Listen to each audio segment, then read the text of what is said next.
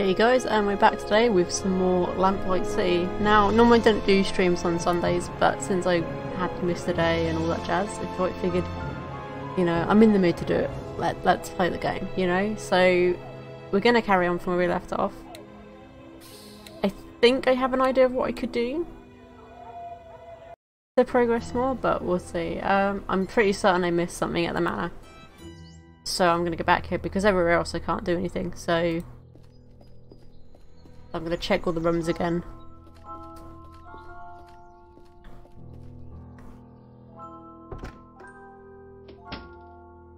So, is there anything else? No, the parrot doesn't do anything, the mirror doesn't do anything, can't talk to him. We can't talk to the person in the kitchen. He's got nothing left to say.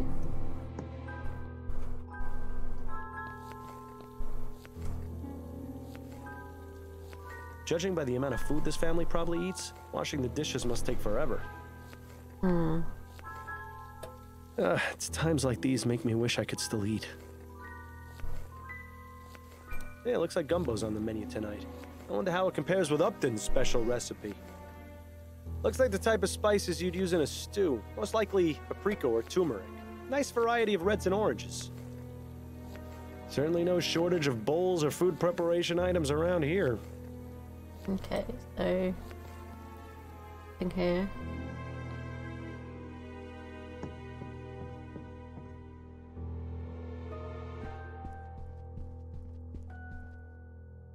There's nothing useful to the investigation in there. A horrible little porcelain figurine. Madame Dupre didn't strike me as the type to play with dolls.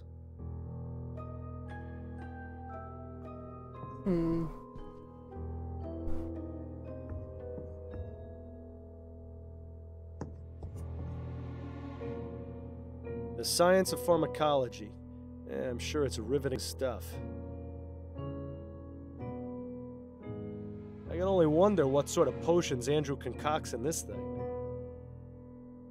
Decadent. A gentle reminder that everyone's time is slowly running out. Is this really the best that medical science has to offer? What in the ether is that thing supposed to be? Actually, I'd rather not know.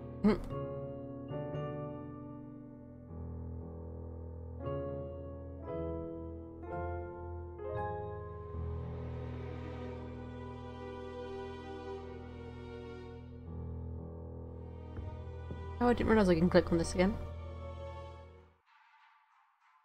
I figured once you looked at it, it wouldn't do anything.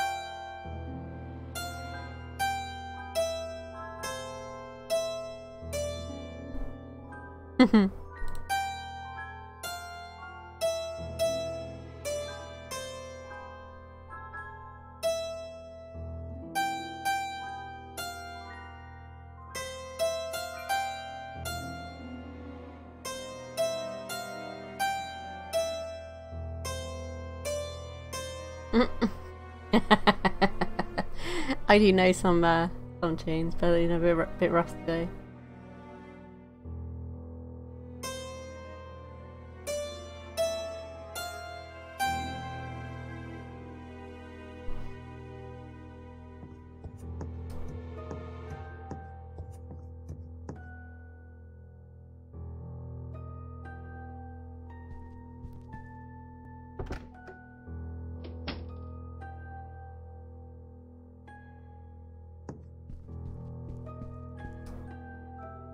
They're all empty. How unusual. Not to mention disappointing. Can't open the chest though. Locked. I suppose I shouldn't be surprised. I've never seen so many beauty products together in one place. Doesn't look like they get used much, though. Hmm.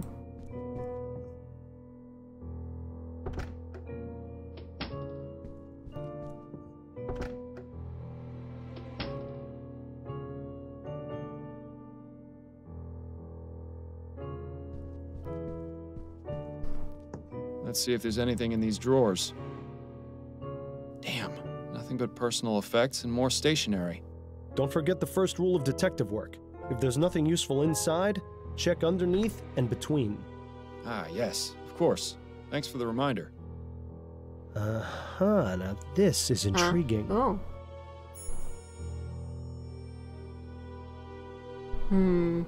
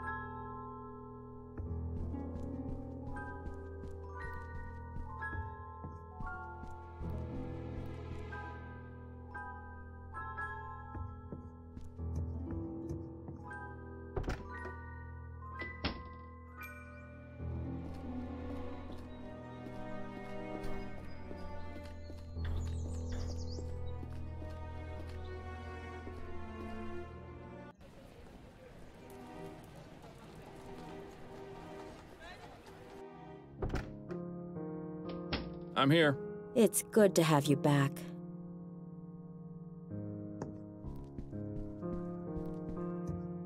Addie? Yes, dear? Oh, I was wondering if you could do me a favor.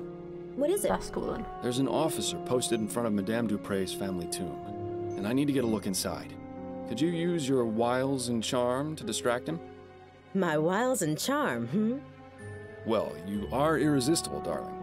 I'm sure he wouldn't turn away a lady in need.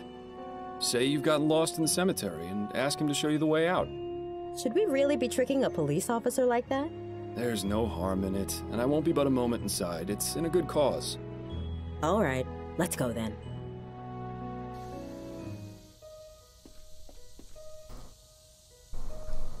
Excuse me, officer. I was wondering if you could help me? What do you want? I seem to have gotten all turned around. Do you have any idea how to get to the front gate? My suggestion would be to turn around and head back the way you came. Yes, I've tried that, but I seem to just be going in circles. Perhaps you could point me in the right direction? Stop right there.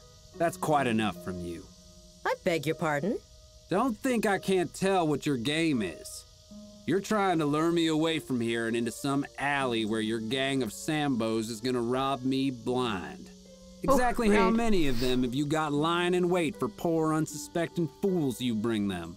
Just one. Oh, And he doesn't appreciate you talking to his wife that way. You know, Miles, sometimes I forget how absolutely delightful it is to watch you lose your head. Miles, was that really necessary? I'm sorry, Addie. You know how I get with people whose minds are full of that rubbish. Let's just get him out of sight before this lands both of us in jail. That bush over there should work. I have to say, I wasn't expecting assaulting a policeman to be on today's activity list. It'll be fine. When you're on the force as long as I was, you can pretty much get away with murder. Although I think you may have already used up that privilege. Well, it's been fun, but I need to take my wiles and charm over to my appointment with Mrs. Lefebvre. I'll see you at home later, dear. Try to stay out of trouble. not what I expected to happen, but okay. Works either way. What a dramatic statue. I'm rather surprised no one has defaced it. Hang on. You don't suppose this is... That nest is full of eggs. But where's the mother bird? Perhaps she abandoned it. Always assuming the worst, aren't you, Miles? I suppose the whole heaven shining down upon the tomb motif is good for the dead people's self-esteem. Surprise, surprise! A hidden compartment with a stash of pills inside. Seems Mr. Montgomery has a little business on the side.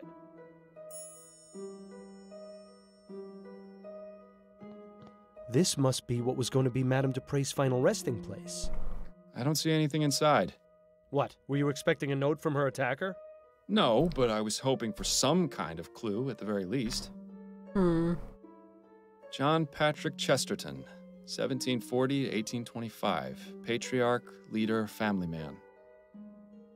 Desmond Chesterton, 1745 to 1810. Strong in life, stronger in death. Jane Scott Chesterton, 1746 to 1815.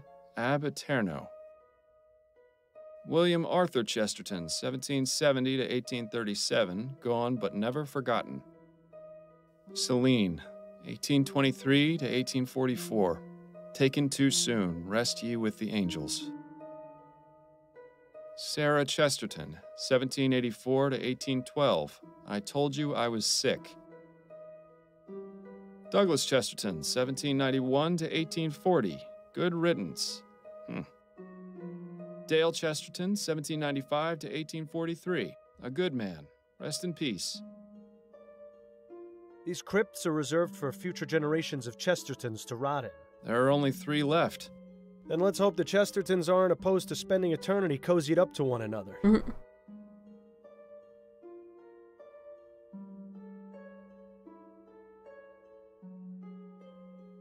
Okay, so I don't think there's anything else in here to look at, I don't think. I have to admit, it's a fairly ingenious hiding spot. That nest is full of eggs. Perhaps she abandoned... Always assume... Okay.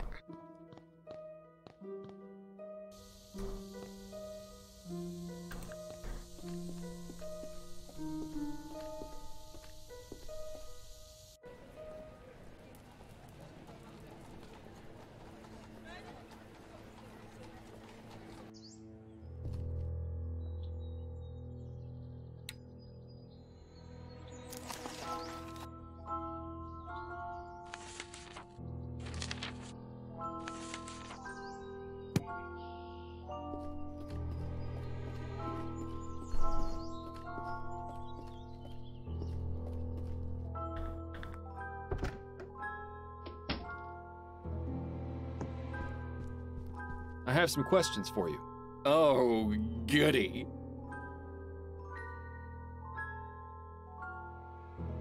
You'll never believe what I found in your family's tomb. Oh? Was it a ghost?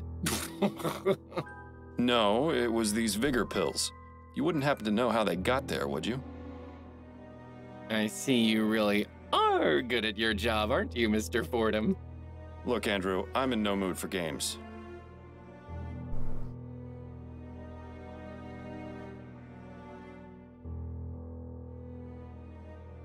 I'm willing to overlook your unlawful activities in exchange for your cooperation. Fine, but you have to understand, I'm not exactly feeling myself right now. I understand perfectly, which is why I need you to take one of these pills. I suppose one would help. Thank you. My goodness, I always forget how fast those pills work. My heart is racing. You said you had questions, didn't you? Well, go on, ask them already. We mustn't waste any more time. Well, that seems to have done the trick. I just hope we haven't doomed him to a heart attack. What can you tell me about Madame Dupre? I can't believe anyone would be so cruel as to do what that wretched bastard Martin did to her. Mother is kind and generous, and everyone loves her. She's even good enough to hire actual people to do the housework. Not many wealthy families do that, you know. They just use automated machines or hire servants to operate the manual ones. How do you typically spend your days, Mr. Montgomery? What are your interests? I study pharmacology at the university. I'll be graduating next year if all goes well. I just hope Mother has recovered enough by then to understand what's going on. She and Jean were so proud of me when I started university. I'd be so disappointed if she couldn't see me finish. I take it Jean is your stepfather. He is. Mother married him 5 years after my father died of consumption. My condolences. Do you have a good relationship with him? Not terribly. Truth is, I hardly ever see him. In fact, before the funeral, I hadn't seen him at all this month. Where is he now? I don't know for certain, but it seems likely he's at his hunting cabin.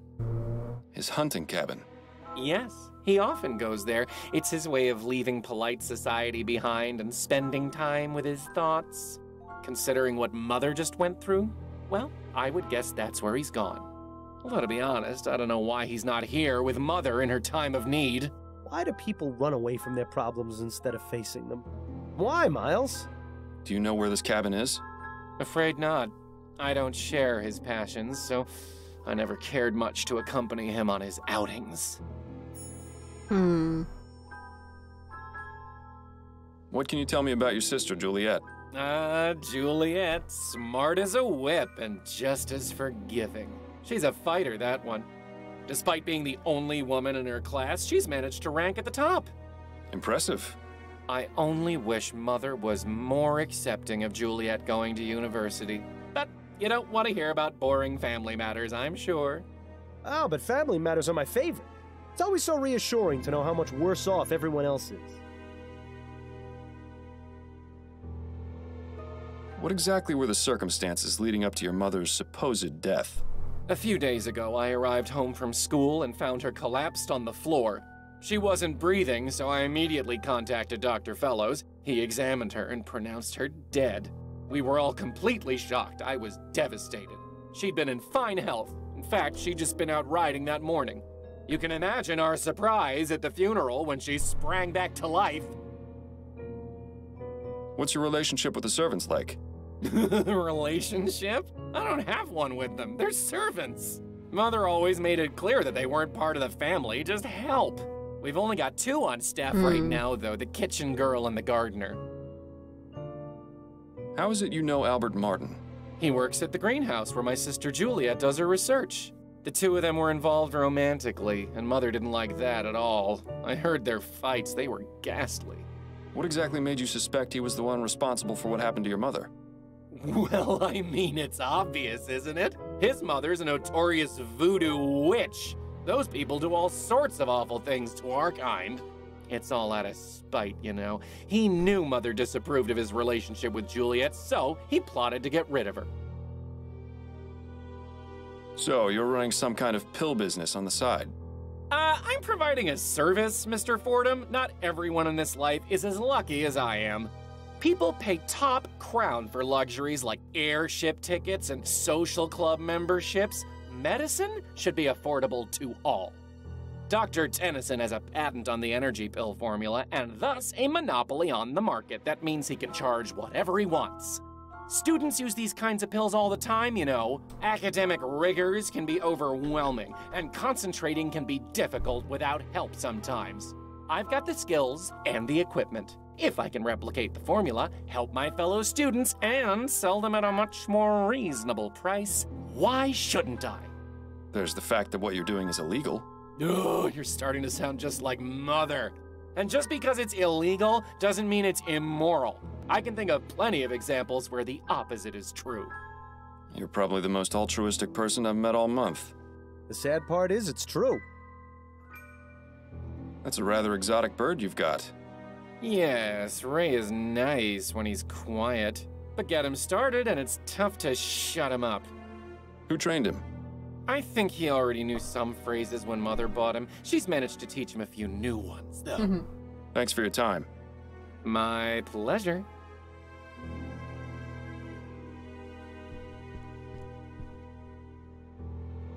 Pieces of 8? Aye, matey. Work.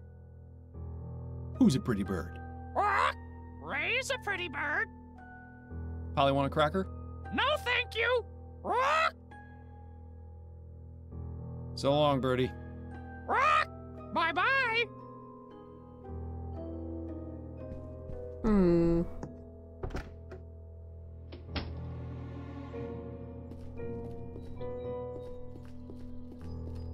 Doctor, may I ask you a few questions? Please be my guest. Tell me what you know about Jean Dupre. I'd rather not speak of him. Madame Dupre does not need to be agitated any further. I take it you don't look very favorably upon him, then. I'll just say this. If my wife had been attacked and left for dead, you can be sure I wouldn't leave her side. What a gentleman. He doesn't even leave women who aren't his wife. I see what you mean. Do you know where I might find him? I only wish I did. Those are all the questions I've got for now. I hope I answered them adequately. She could ask the lady who's in the kitchen if she knows as well, actually.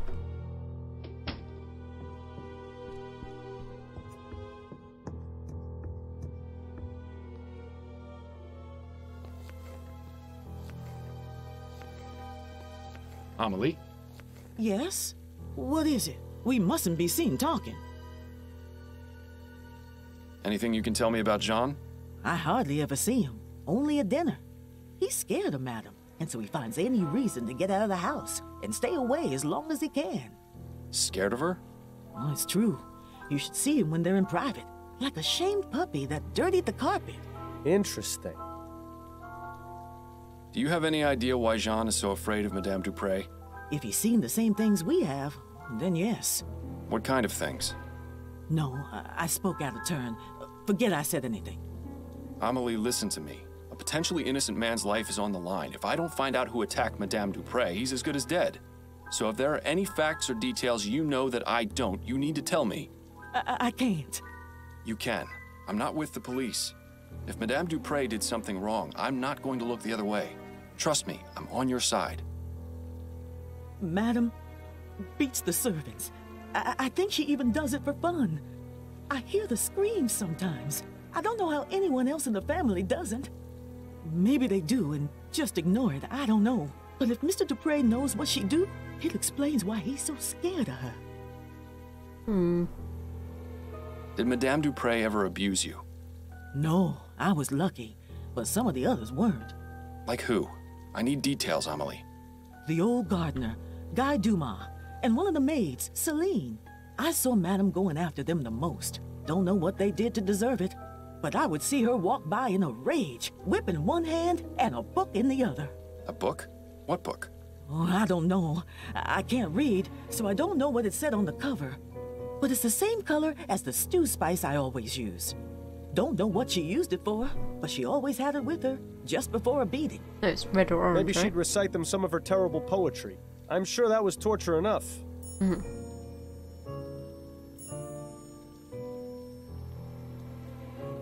Tell me more about Guy and Celine. They were deeply in love with each other.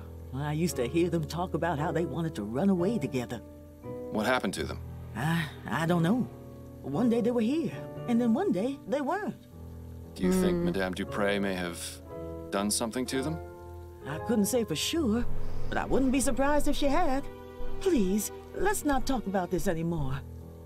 Thank you, Amelie. I appreciate your time. You're welcome. Now please, let me get back to work.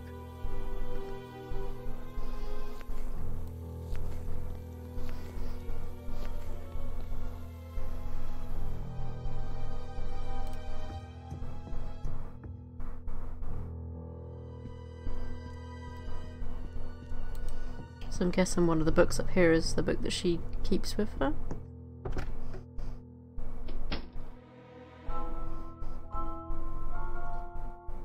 Oh, dear God, no. Please, let's not expose ourselves to that drivel again.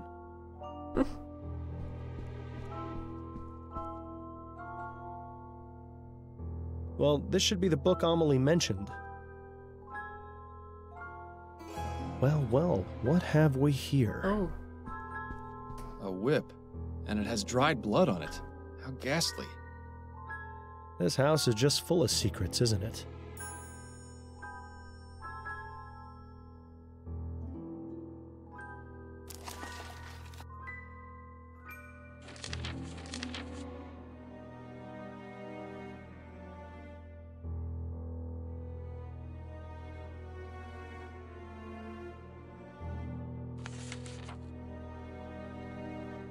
Oh, I've still got to investigate the team, have I? I thought I did.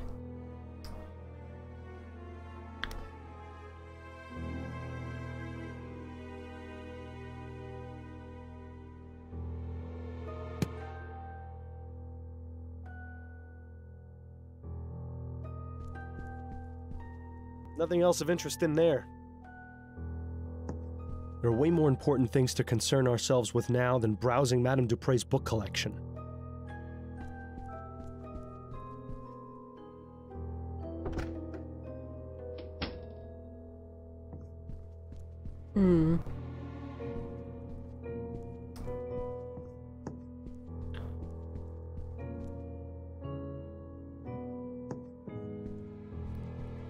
I have some questions for you. All right. Did you know Guy Dumas?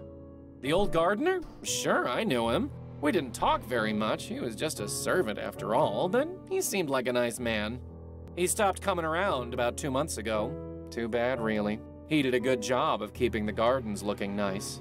The new one is all right, but he just doesn't have that special touch Guy did. Okay. Were you familiar with a servant named Celine? Yes, I believe she was one of the maids. I didn't talk to her very much. Oh, she quit not so long ago. At least I assume she did. I haven't seen her in about 3 months. Thanks So for your time. She's been gone for 3 months, and My we've been gone for pleasure. 2.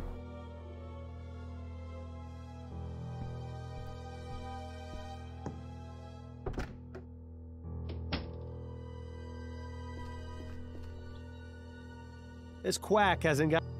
Okay, he's got nothing else to say. This fountain probably looked nicer when it was working, but right now it's just a breeding ground. With her vast sums of wealth, Madame Dupre instead... Blah, blah, blah.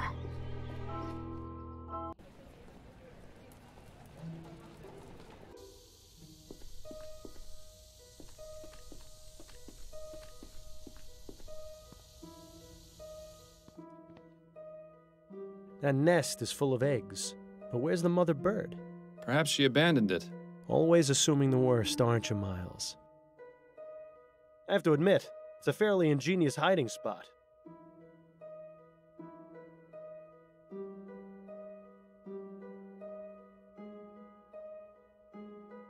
I suppose the whole heaven shining down upon the tomb motif is good for the dead people's self-esteem. John Patrick Chesterton, 1740 to 1825. Patriarch, leader, family man. Desmond Chesterton, 1745 to 1810. Strong in life, stronger in death. Jane Scott Chesterton, 1746 to 1815. Ab Aeterno. William Arthur Chesterton, 1770 to 1837. Gone but never forgotten. Celine, 1823 to 1844. Taken too soon, rest ye with the angels. You don't suppose... Nah. Sarah Chesterton, 1784 to 1812. I told you I was sick. Douglas Chesterton, 1791 to 1840. Good riddance. Dale Chesterton, 1795 to 1843. A good man. Rest in peace. These crypts are reserved for future generations of Chestertons to rot in. There are only 3 left.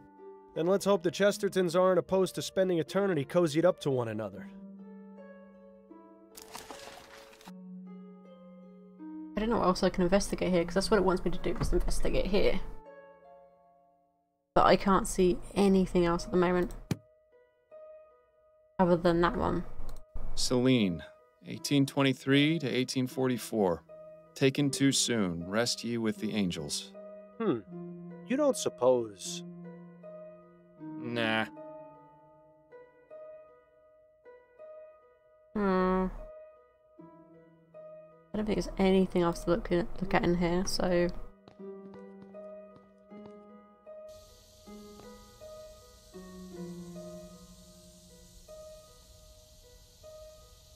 Looks like people have left markings and offerings in front of this tomb. You may think it's a silly superstition, but I wish you'd leave a bottle of Bollingworth at my grave every now and then. This just goes to show you can't take it with you, so you might as well spend it all on a giant tomb. The plaque says Harrison. Doesn't look very opulent, so I guess it doesn't belong to anyone important.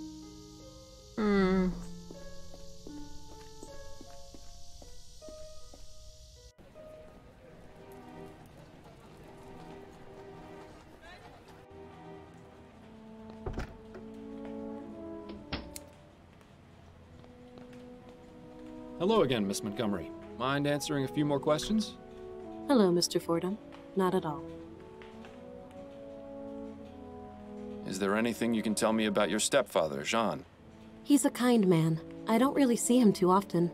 He seemed rather upset at Mother's funeral, but I can't help but wonder if he feels the same way as I do about her death. What do you mean? Just that I get the distinct impression that he and Mother's marriage isn't as perfect as they'd like it to appear. I'm starting to sense a trend here. Your brother told me that Jean enjoys hunting. Do you know where his cabin is? Yes, it's in Fenton Swamp. I went out there with him a few times, but I didn't really enjoy it. Frankly, the place is rather grotesque. All those stuffed trophies staring at you with their cold, dead eyes. Plants are much nicer to have around. Anyway, if you take the main road through the swamp about 1.5 miles, you'll come upon a small dirt path that goes northeast. Take that until you see a small cabin on the left. That's it. Thank you for the information, Miss Montgomery. Do you know Guy Dumas? Yes, he was one of our servants. He used to enjoy reading my books, as well as Andrew's. When did you see him last? Just last week. He came by to see me and asked to borrow some books. Do you know where I might be able to find him? Not really. I get the impression that he moves around frequently. But I can tell him you're looking for him next time I see him, if you like. Please do. Although hopefully I'll be able to find him before then. Were you friends with Celine, the maid? Yes, I was quite fond of Celine. She was so sweet and interesting to talk to. One day, she just left the house with no explanation. Mother said it was because she had found work elsewhere. I was terribly saddened. I wish I'd had the chance to say goodbye to her, at least. What's your interest in her? Oh, I was just curious, that's all. No more questions for now. Then if you don't mind, I have work to do.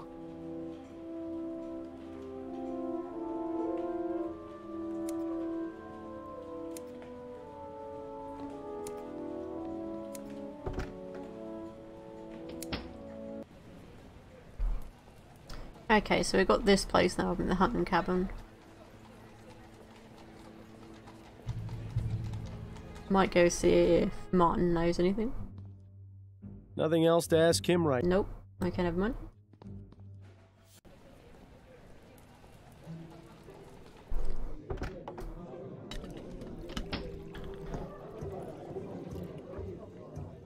We haven't anything to discuss right now, Fordham. Come back when you've got something for me. Okay, not there.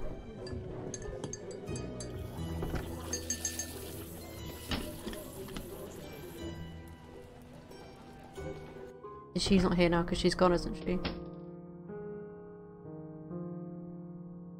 If there isn't a pair of scissors or a hairbrush in Adelaide's hands, you can bet there'll be a book.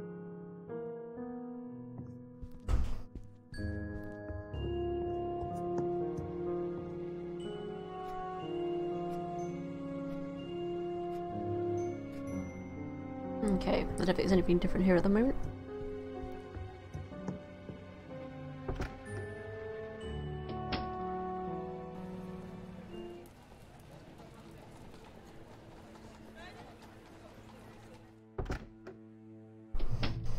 Hello? Is anyone here? Strange of Dupre to leave the door unlocked. Maybe it means he'll be returning soon. He's probably hunting because One there's of a the gun guns is missing. missing. Jean must be out using it currently. You really have to wonder about someone who chooses to surround themselves with dead things. I had a nasty run-in with an alligator when I was a child. One less in the world doesn't really bother me, to be honest. An absolute bore. Are these even native to New Britannia? It seems Mr. Dupre is a Bollingworth man. Maybe he's not so bad after all. Some high society type in the middle of a hunt. I don't understand why anyone would get a thrill out of murdering innocent creatures. Satchels, boxes, and other assorted boring things for hunting. Let's see if Jean has anything interesting in here. Not very much, except a letter.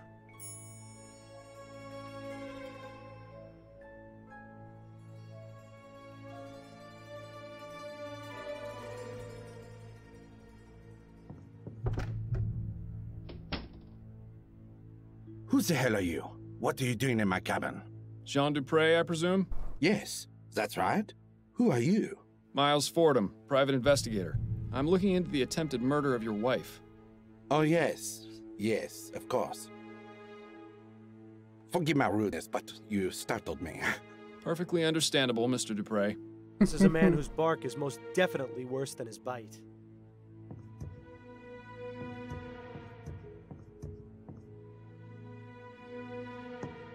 Can we talk, Mr. Dupre?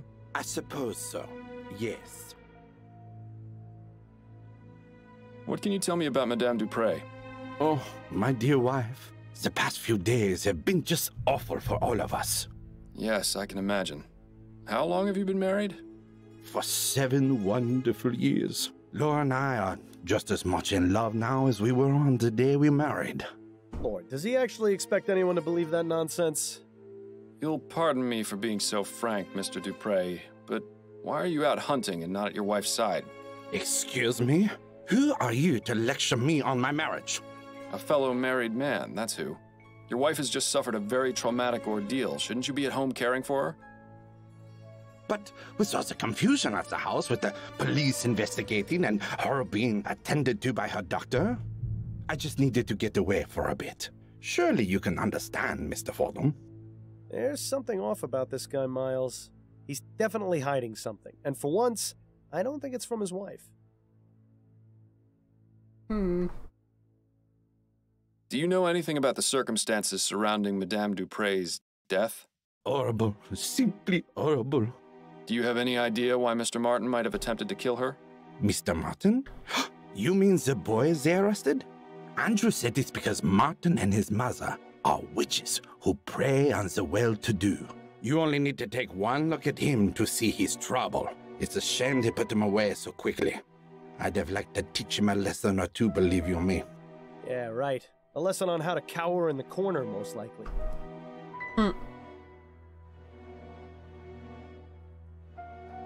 I suppose it goes without saying that you enjoy hunting, Mr. Dupre?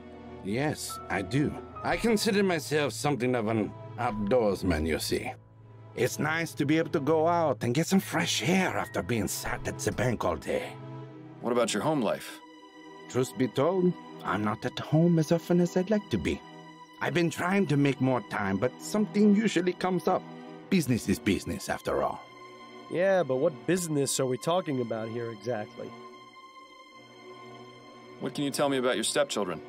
Andrew and Juliet? I see a bright future ahead for both of them.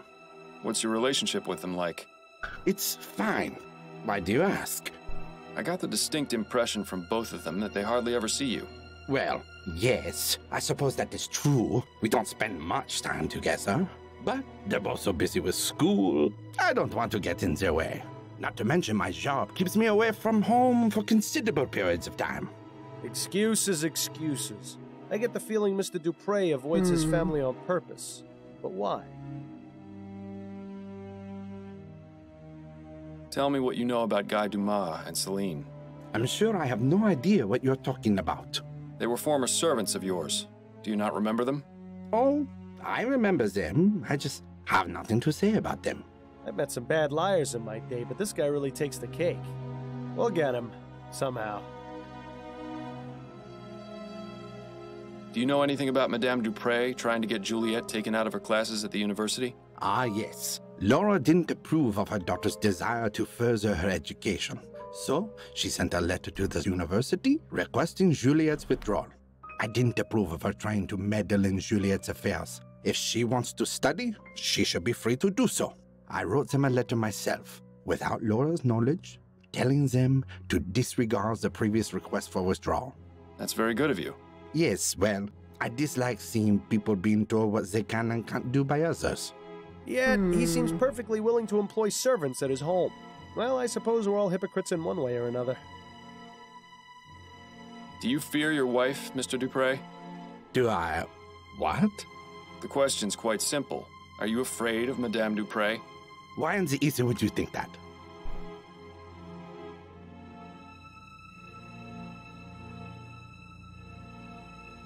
Be careful, I think. So what do we tell him? I don't want to tell him that the servant told me, because I think that's going to be bad. I'd be afraid of someone who kept a bloody whip in my bedroom. Care to explain that?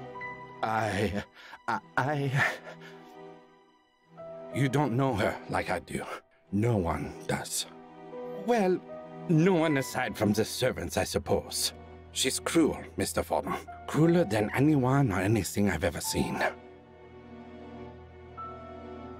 Tell me more about Madame Dupre's cruelty. She treats the servants like animals, Mr. Fordham.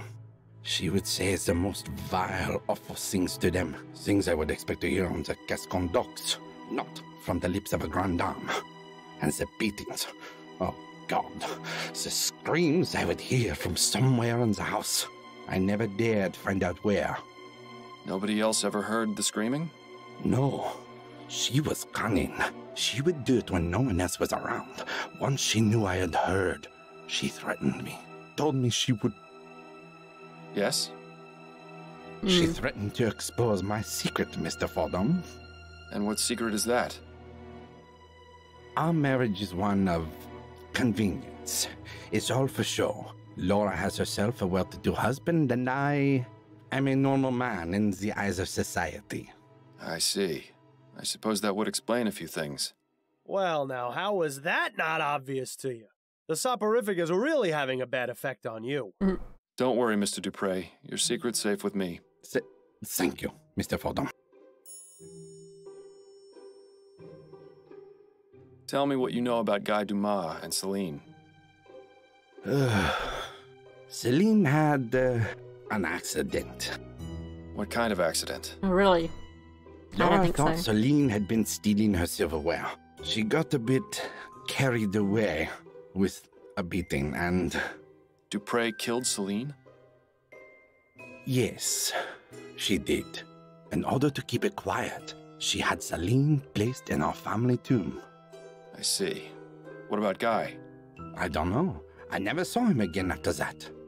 Well, this case has certainly taken a turn for the sinister. I'll be going now. Au revoir, Mr. Fordham.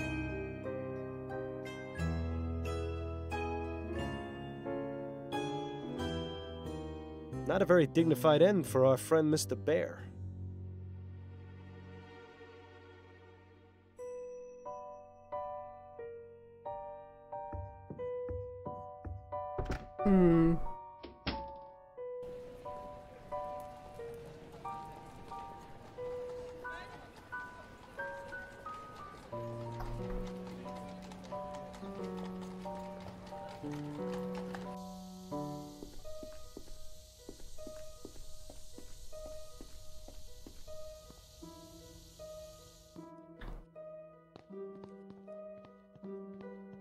Celine, 1823 to 1844. Taken too soon. Rest ye with the angels. Wait a minute. This is Celine, the maid. Somehow a piece of paper got wedged into the side of the vault. Carefully now.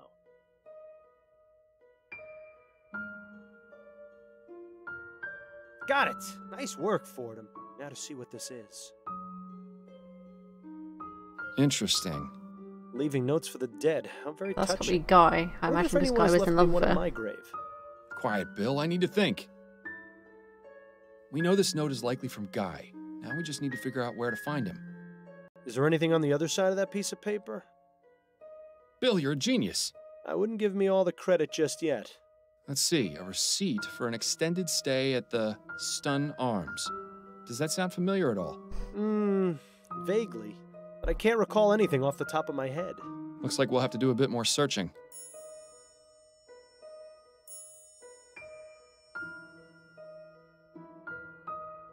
So maybe it was him that tried to kill her, or at least make her seem like she was dead. So that she'd get buried and then potentially, you know, buried alive.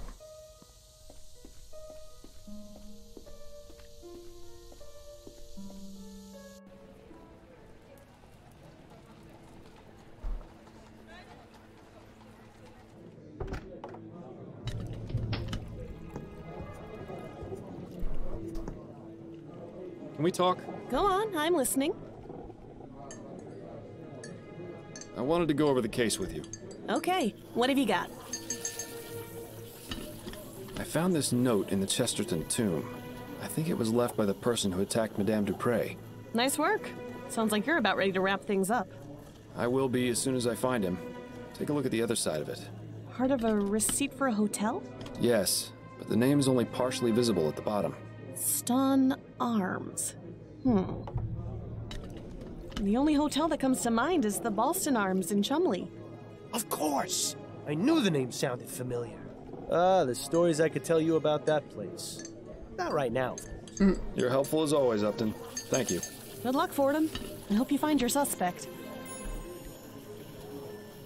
That's enough about the case for now. Okay. That's it, I think. Then you'd better get back to it.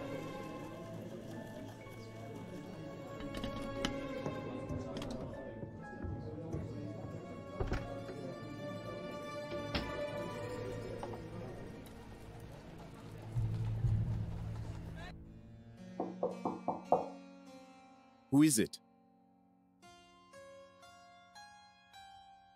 I'm Miles Fordham, a private investigator. It's extremely important I speak with you, Mr. Dumas. Private investigator. What do you want? Just to talk. May I come in? Yes, I suppose so.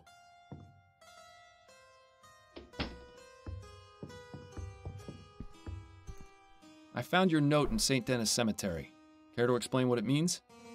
How did you... I'm a private investigator, Mr. Dumas. That's what I do. Now we can either do this the easy way or the hard way. It's up to you. I left that note for Celine. I didn't think anyone would ever find it. So it was you who attacked Madame Dupre? Yes. Yes, it was me. I confess. I can't remember the last time a suspect actually confessed. If only they were all like this. But please, Mr. Fordham, you have to understand. The woman is evil. If only you knew what she did. Please, don't arrest me, Mr. Fordham. You have to know the truth about Madame Dupre. Relax, Mr. Dumas. I'm not going to arrest you just yet. I'm perfectly willing to hear your side of the story. Now let's take this nice and slow. What can you tell me about Madame Dupre? She seemed like a nice woman at first, but after working for her, I came to know how awful she truly was.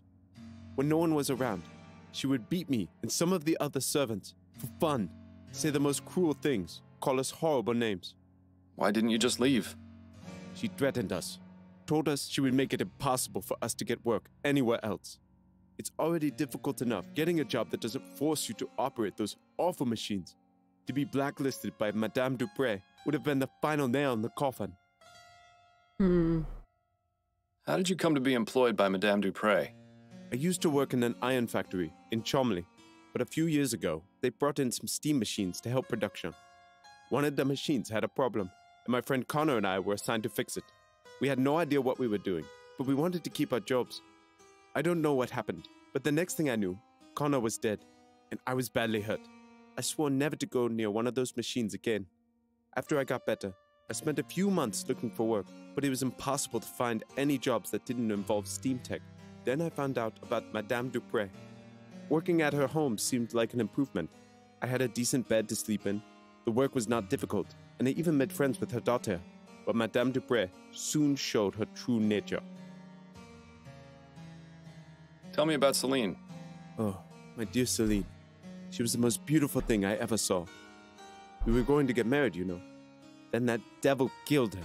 She beat her to death in front of me. I was powerless to do anything. Please, Mr. Fordham, I don't want to remember. Let us speak of something else. Do you know Albert Martin?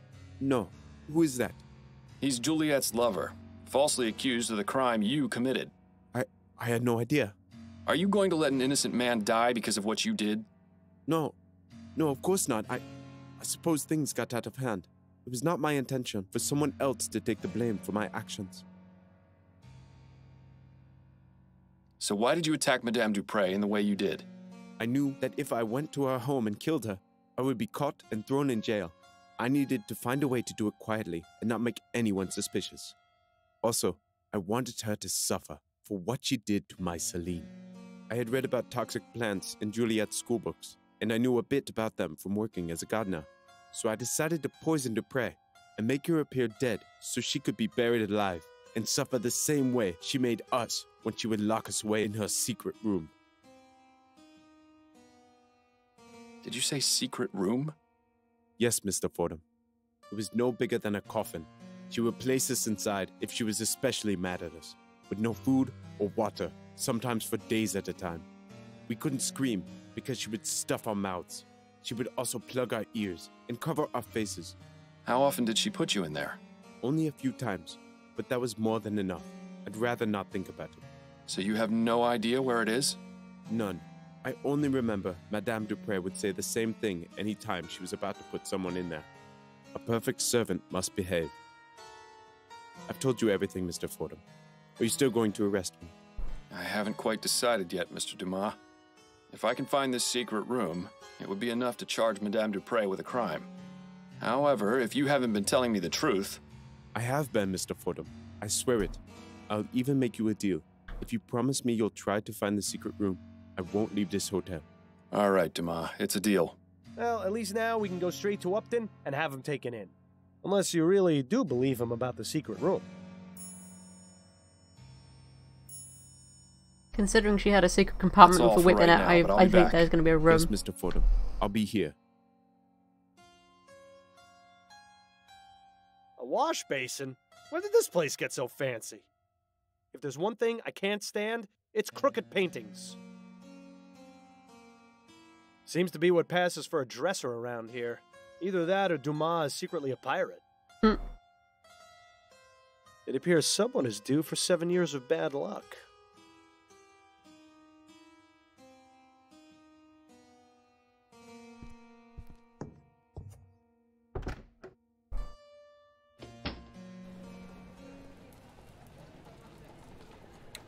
I'm going to save it just in case, you know, he decides to make a run for it as we look for the room.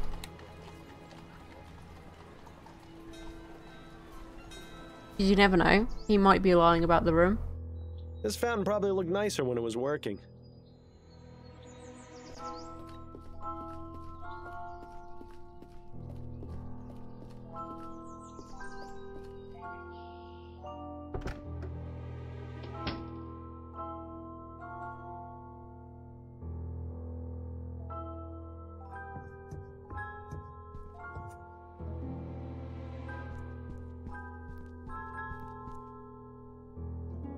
A horrible little porcelain figurine. Madame Dupre didn't strike me as the type to play with dolls.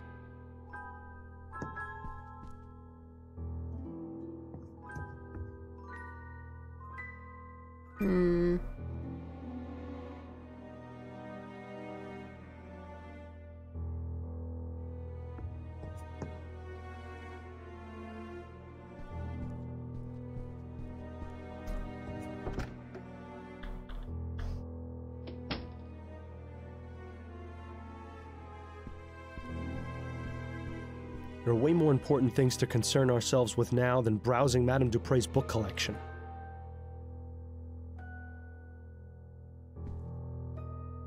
Something to do with this maybe, right? Because why else would she keep that there? Gotta be something.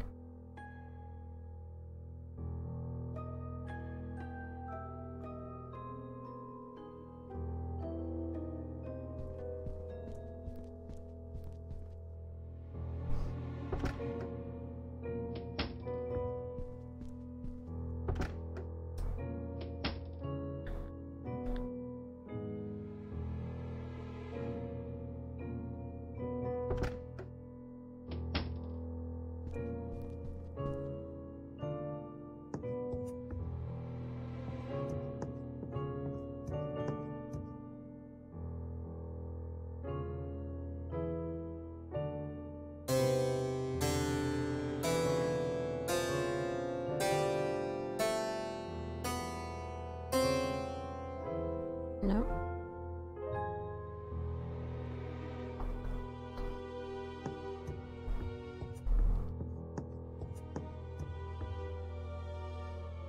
Unless the room is somewhere downstairs.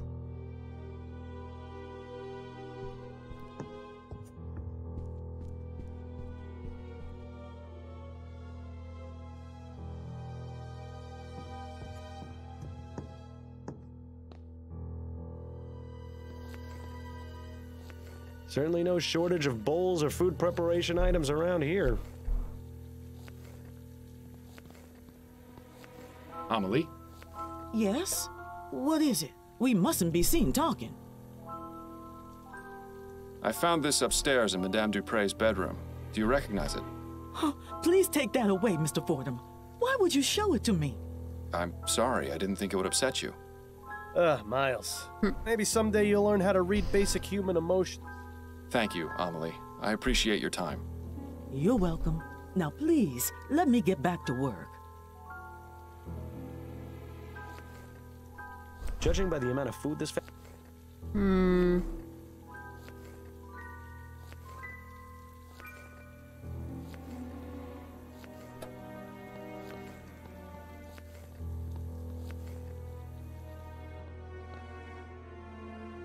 As amusing as it is to chat with this Dupre looks like she's holding on.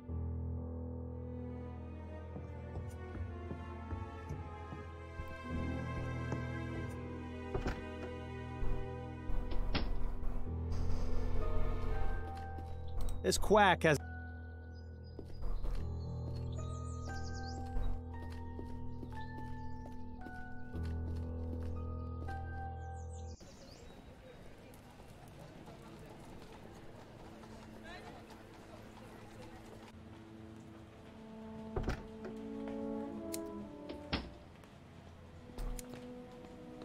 Hello again, Miss Montgomery.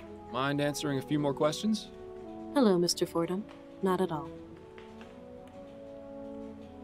Did your mother try to get you withdrawn from the university? As a matter of fact, she did.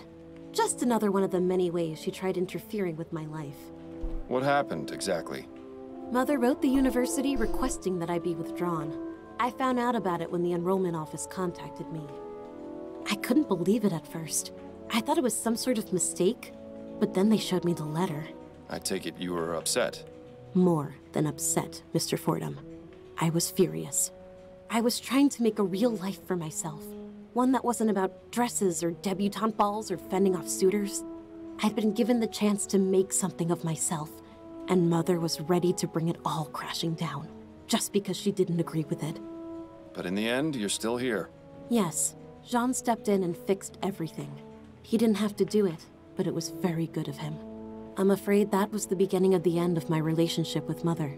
We never really managed to fix things after that. No more questions for now. Then if you don't mind, I have work to do. Fordham, are you thinking what I'm thinking? Wait, what am I saying? Of course you are! Madame Dupre has been interfering with Juliet's studies and disapproved of her relationship with Martin, hence they're falling out. Plus, the information in Juliet's notes about ethericity, putting animals into a death-like trance, seems awfully suspicious. It's enough to establish both means and motive. That's plenty to consider her a suspect.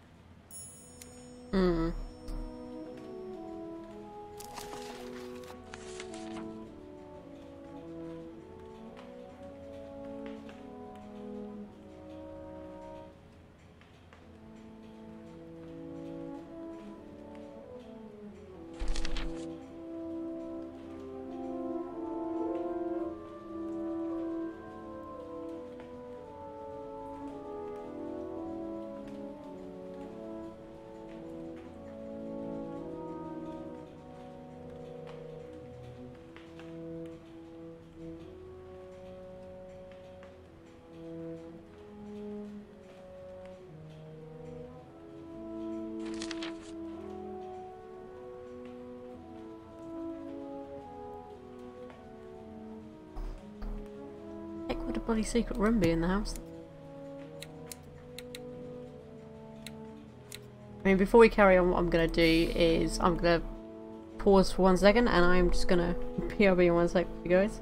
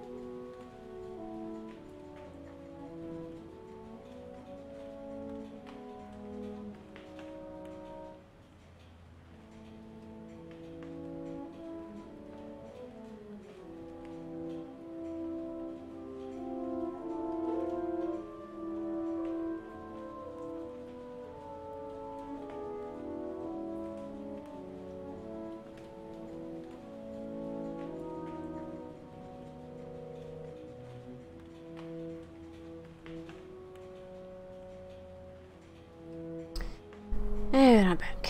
Okay, so we're not going to say this. We're gonna. So we know that she's a suspect. We know the other guy's a suspect, but he confessed. So, and he said he knew about toxins, and she was doing something completely different, wasn't she? I need to find out about the secret room. Nothing else to... Nope, not him then. How do I find the damn bloody secret room? Question. Maybe I can ask him about it. Oh, Mr. Fordham, you're back. We haven't got anything else to ask him about right now.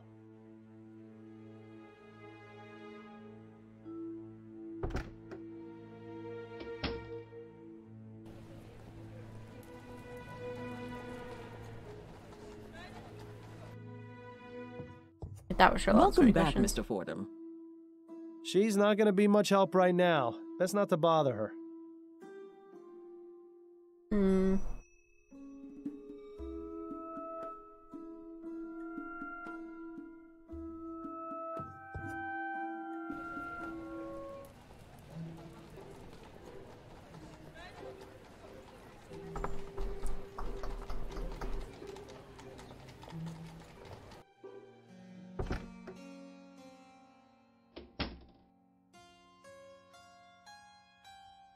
He looks upset. Best not bother him unless you have something specific to ask about.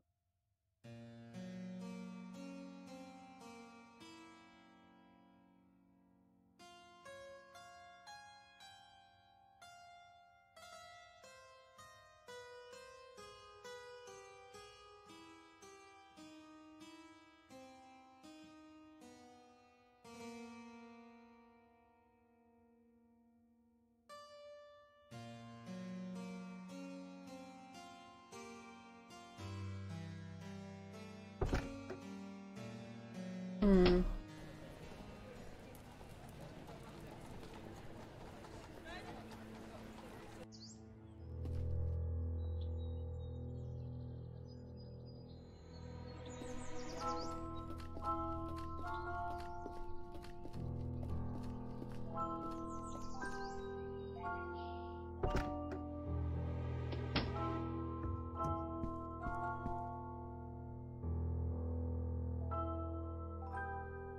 A perfect servant must behave.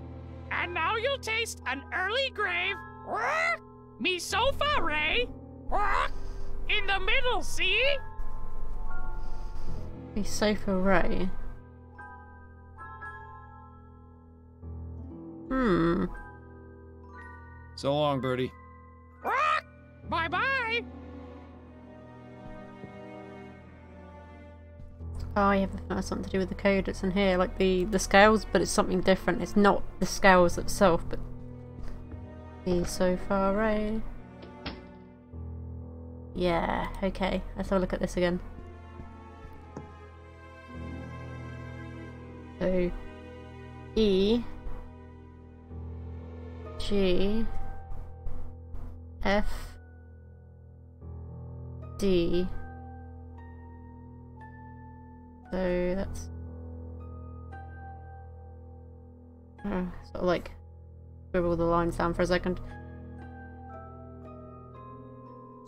E.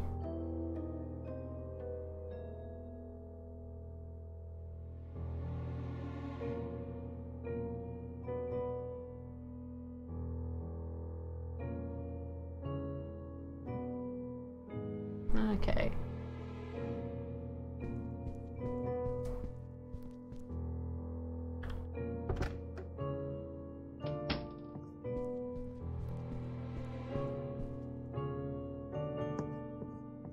Oh, 1 second, guys. The boiler's making a bit of a noise.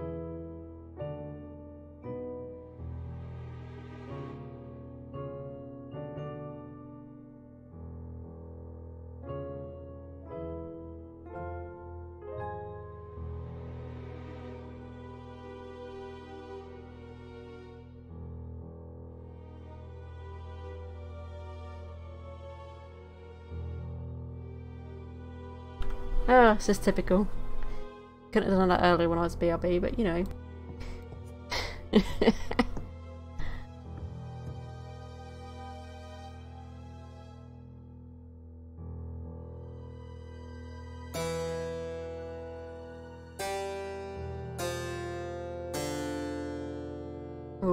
wonder why that didn't work.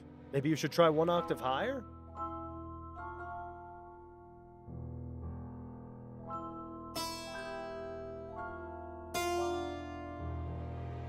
Oh wait, I did it wrong, didn't I?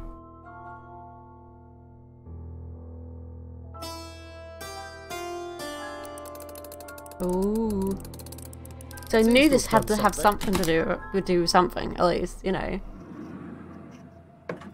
Oh my god, there's someone already in there. Dear God! Are they dead? This does not look good. He's dead. You should inform Dr. Fellows about this right away. Oh. It seems Guy was telling the truth after all. Yes, it would probably be a good idea to let him know of this development. Poor guy.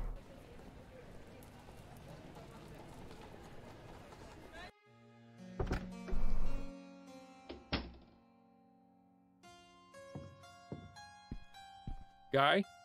Yes? I found the secret room you told me about. You see? I wasn't lying. No, you certainly weren't. There was someone inside. Probably the new man. gardener. No. Who? I'm not sure, but I can only assume it was one of Madame Dupre's servants. Was he all right? I'm afraid not. He was dead. Dr. Fellows confirmed it was due to asphyxiation. Madame Dupre must have put him in there before I drugged her. And then, with everything that's happened, she didn't let him out in time. Oh my god. It's my fault he's dead. If only I'd known. The circumstances are quite unfortunate, Mr. Dumas. However, this has shed a new light on Madame Dupre and her cruel practices. I can't say for certain that you were justified in your actions, but I am a bit reluctant to say you were completely at fault. But the bottom fact is that Mr. Martin has been falsely accused of this crime. If I were to let you go, he would be punished in your place. Unless... Yes? I'm going to need you to write me a letter, Mr. Dumas. Of course, Mr. Fordham. Anything to take care of this mess. Good. Hopefully now this whole grim affair can be brought to an end. That's all for right now, but I'll be back. Yes, Mr. Fordham. I'll be here.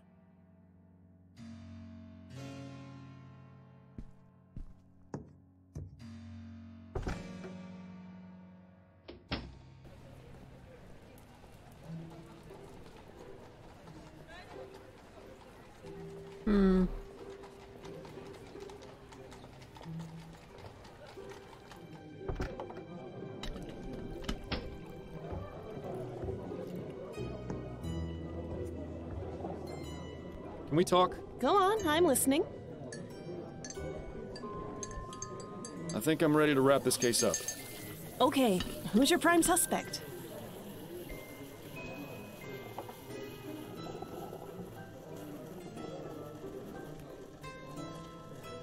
It was Guy Dumas, a former servant at Dupre Manor. He used toxic plants to drug Madame Dupre so she appeared dead, which he learned about from her daughter's schoolbooks. What was his motive? That's the thing. I've learned that Madame Dupre is extremely cruel to her servants.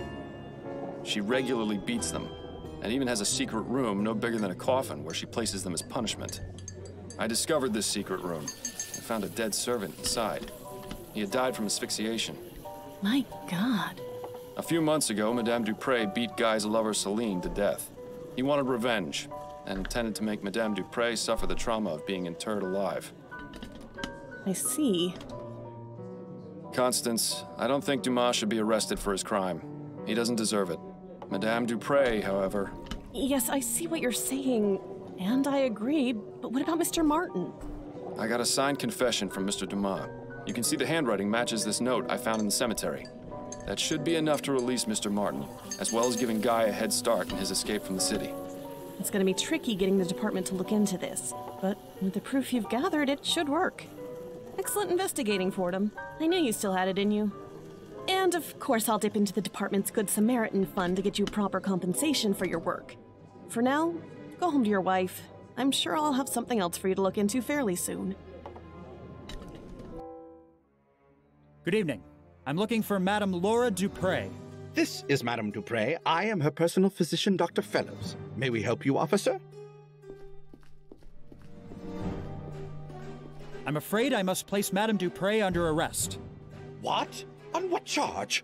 Several, actually. Manslaughter, domestic violence, murder in the second degree. Shall I go on, or can we continue this at the police station? You won't have to worry about Madame Dupre anymore. She'll be in jail for a very long time.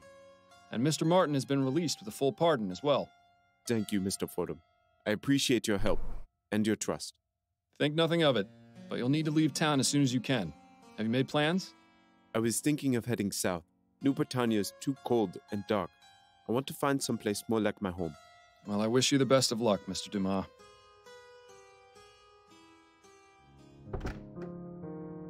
Addie, I'm home. Addie? She must still be out at her hairdressing appointment. I'm glad we're alone because I wanted to talk to you about something. Yes, Bill, I know. I told you I'm doing my best to try and find the flower shop burglar. No, for once, this isn't about him. This is about you. Me? What are you on about? You can play dumb and deflect all you like with everyone else around you, but it won't work with me. I know exactly what you're thinking, and you know exactly what I'm gonna say. You want to talk about how we did on this case? Yes, that's exactly right. Have you already forgotten the old days, Miles? Before I died, we were solving cases like nobody's business. You were one of the best detectives on the force. But ever since you started taking that soporific, your mind hasn't been as sharp as before. If you're serious about taking on more complex cases, you need to listen to Adelaide and stop taking it. It's already had a negative effect on your performance. What are you talking about? We were able to discover the truth about Madame Dupre. Yes, but if you were working at your full abilities, you'd have come to that conclusion much sooner. If I stop taking it, you won't let me sleep through the night. Nothing will change. Well, things would change if you found you-know-who. I thought you said we weren't going to talk about that right now. Yeah, well, I say a lot of things. An understatement if ever there was one. Can't you just keep quiet without me having to take something? Afraid not, old friend. That's just not who I am or how this works. If you keep me up all night, I'll go crazy. Things have been hard enough as it is. And if, God forbid, Adelaide were ever to find out about... Hello, Miles. Is there someone else here? I thought I heard you talking just now. Fantastic. The jig is up. And here I thought we were doing so well, too.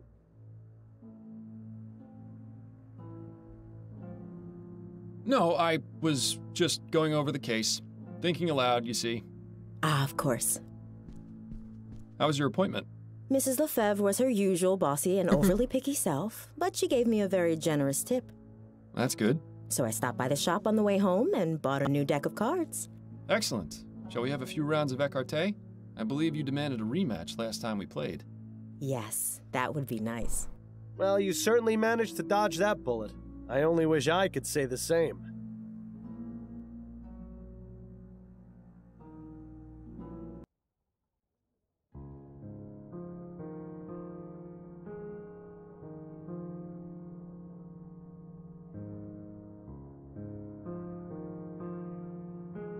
And it says here they still don't know what caused that explosion. I guarantee you it was sabotage. Those Redites have been causing a lot of trouble lately. Is that the group of anti-steam tech radicals? The very same.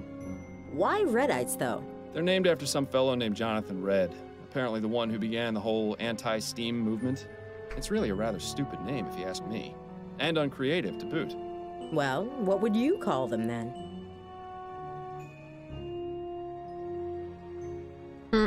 The Boom Boom Boys. Something simple, like the Anti-Steam Society. That almost makes them sound classy. Perhaps you'd best stick with the detecting, dearest. Your nomenclature needs a bit of work. Well, I think it's about time I get ready for bed. All right, Miles, if you must.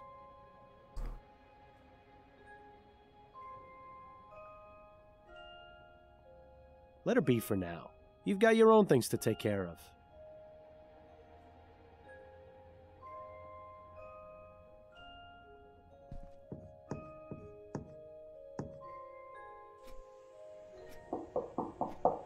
Who could that be at this time of night? Good question. But Adelaide can handle it for now. I need to take my medicine. You certainly have your priorities in order. Go on then. Get that bottle of rat piss out of your nightstand and let's get this over with. Addie can handle whoever's at the door. I need to take my medicine. I don't know. I think it's gonna be something suspicious at the door. Ugh, tastes like the devil's sweat. You could just stop taking it, you know. Bill, now is not the time to... Miles, could you come back out here, please? Be right there, dearest. Who was that at the door? A late-night courier. You've got a message from Upton.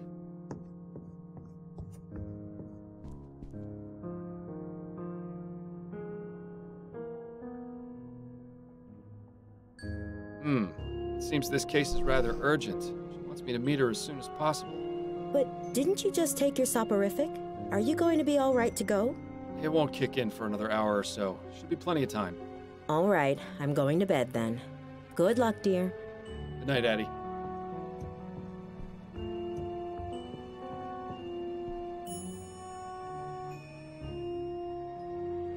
I still think something bad's gonna happen. But I like how he's like, oh, this tastes like devil's sweat. I think, you know, is he like literally been up to the devil and just like licked him after a good run or something? I don't know.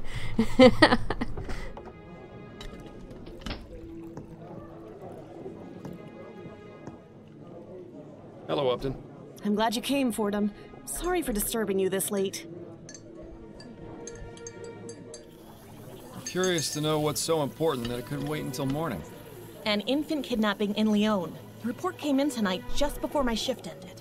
The family wants to keep the investigation very low-key. They're afraid if word gets out, they'll have all sorts of ne'er-do-wells making false ransom claims. That's why I suggested they let you investigate first. Head over to 45 Belcourt Street. That's the home of Malcolm and Miriam Harris, the parents of the kidnapped boy. Harris? As in Harris Construction Company? The very same. Owned by Malcolm's father, no less. Now you see why they wanted to keep this out of the public eye. Indeed. If they manage to get a new transatlantic airship off the ground, it'll be an aura mine. I can see why they'd make an easy target.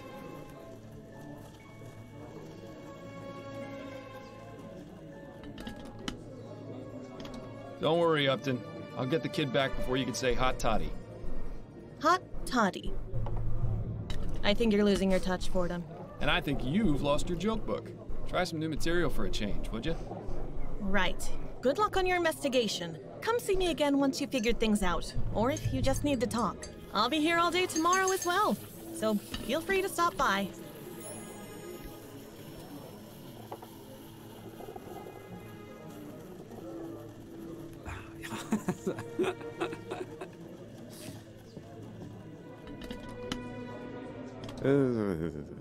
Because you can't hear what they're saying. That's how most people talk, you know.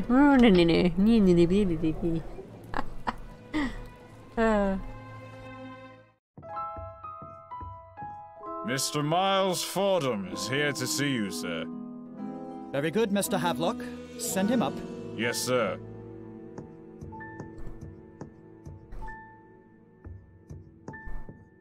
Good evening to you, sir. Good evening, Mr. Fordham. I'm Malcolm Harris. I'm terribly sorry to hear about what's happened, Mr. Harris. Thank you, Mr. Fordham. You were very highly recommended by Miss Upton. She said you'd be able to solve this faster and more discreetly than the police. I admit it's a rather unorthodox approach, but we're desperate. I understand. I'll do all I can to find the kidnapper and bring your son back unharmed. If you'd like to examine the nursery, it's just through that door to the left. I'll ask you to please try and keep quiet as I just sent my wife to bed. Her nerves are rather shot, you see. Yes, of course.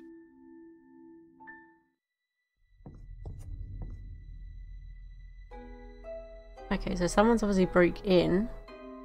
Look at that. The kid has a toy chest. My sister and I used to have to keep our toys buried in the backyard. Of course, that is because the only toys we had were dead rats. My friend Bunny. Yeah, I don't know about you, but I wouldn't want a giant imaginary rabbit for a friend. The Bears Picnic. Something about a group of giant human-like bears eating together in the woods is slightly unsettling. A steam-powered bottle warmer certainly beats having to do it in the fireplace. Or in the case of my parents, over a barrel fire. Some sort of fuzzy animal wearing a waistcoat. Charming.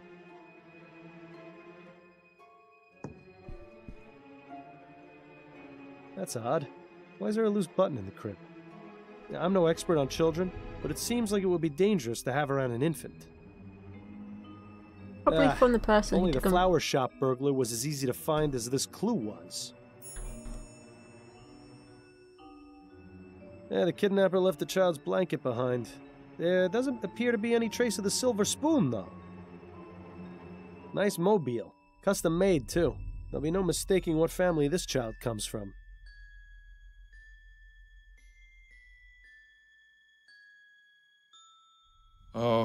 Oh dear.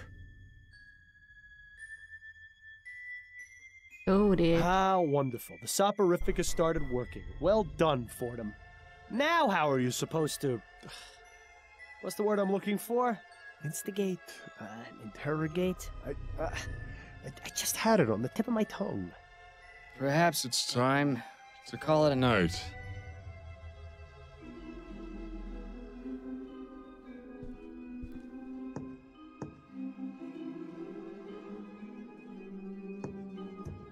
Well, Mr. Harris, I believe I've done all I can for right now. Did you find anything? Yes, I believe I have some leads I can pursue. But the most important thing to do in cases like this is wait to hear from the kidnappers.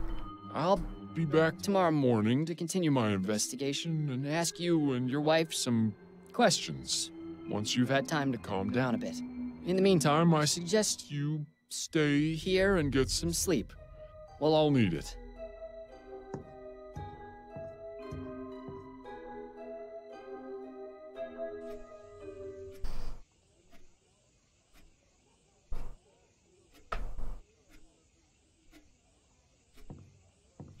Miles, wake up. It's nearly noon. Ah, so it is.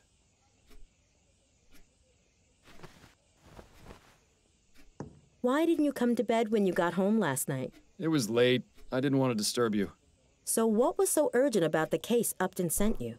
I'm trying to track a kidnapped child. Oh my goodness. That's awful.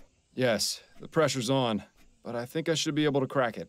Assuming you actually managed to get anything done at the Harris Manor today. Well, let me know if there's anything I can do to help. Also, we've got company. Mrs. Delacroix is having her hair done here today, so please make yourself presentable. You mean I'm not all ready? At least do something about your hair. I do have a reputation to maintain, after all. What's wrong with my hair? Do you really want me to answer that? We'll be here all day. It's admirable just how organized Adelaide is. Maybe someday the same can be said about you.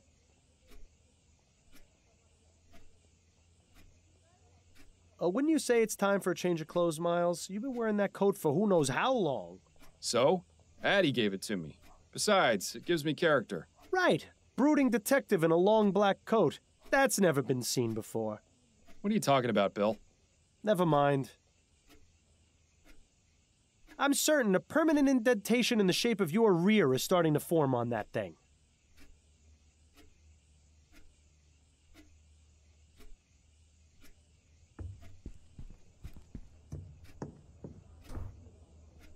Yes, yes, the bottle is still in there.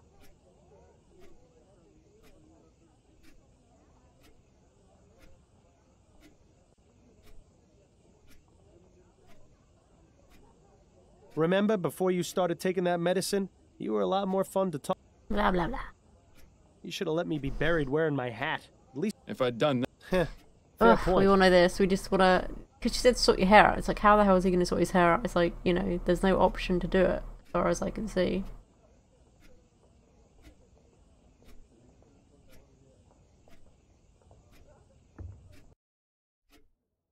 And then he said, "Oh, hello there.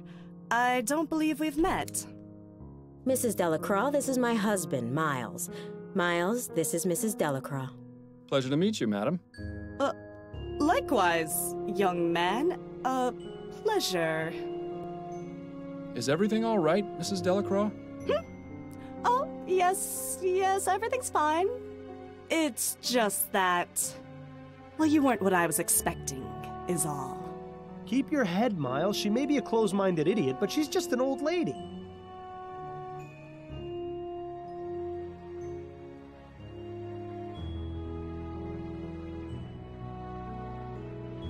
What were you expecting exactly? Well... Now then, Mrs. Delacroix, what was it that you were telling me about Mr. Delacroix and his dogs? Oh, yes. So, Harold came in and said... Impressive. She got off pretty easy. I was expecting a repeat of the Parsons incident. You should give Adelaide a kiss on the way out, though, just to make the old bat feel extra uncomfortable. It might do you some good to look in the mirror a bit more often, Miles.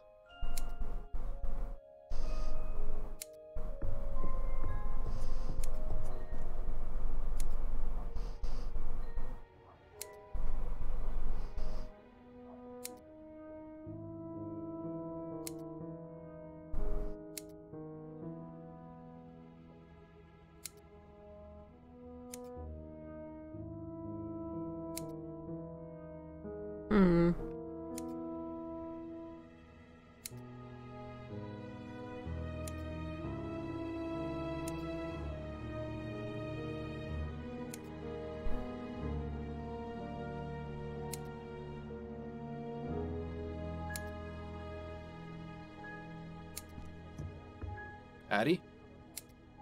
Not right now, Miles. I'm busy. We can talk once I finish with Mrs. Delacroix.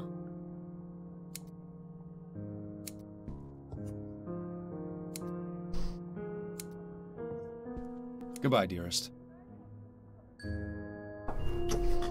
I look forward to your return, my love.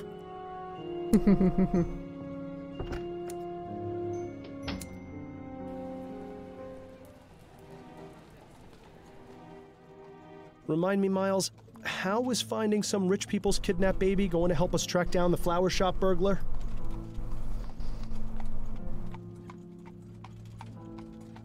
It's possible we might find a lead to the burglar during the course of this investigation. Really, Miles? You really believe that? Anything's possible, Bill. You remember how many times we encountered seemingly trivial matters which turned out to be important later on? Well, if you plan on solving this case, you'll need your full wits about you.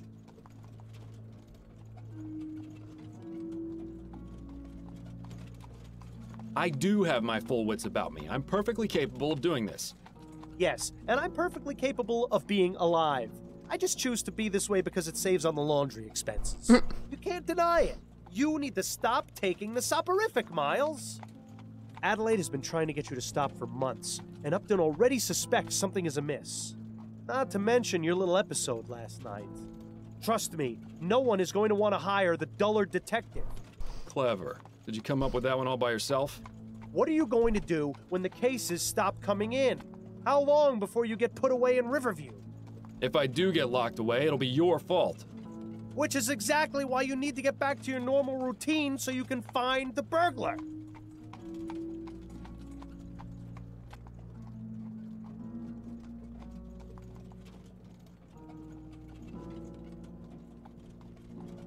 All right, fine. I'll stop.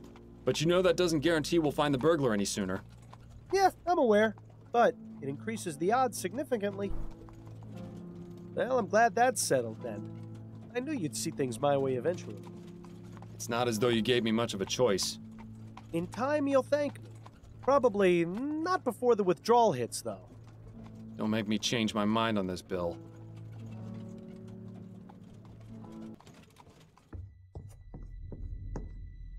Mr. Fordham, you're back. Allow me to introduce my wife, Miriam. Hello. A pleasure, Mrs. Harris. I wish we could have met under better circumstances, but I assure you I'm doing all I can to find your son. Thank you, Mr. Fordham. Mr. Harris, has there been any communication from the kidnapper? None at all. Well, I'll have another look around, if you don't mind.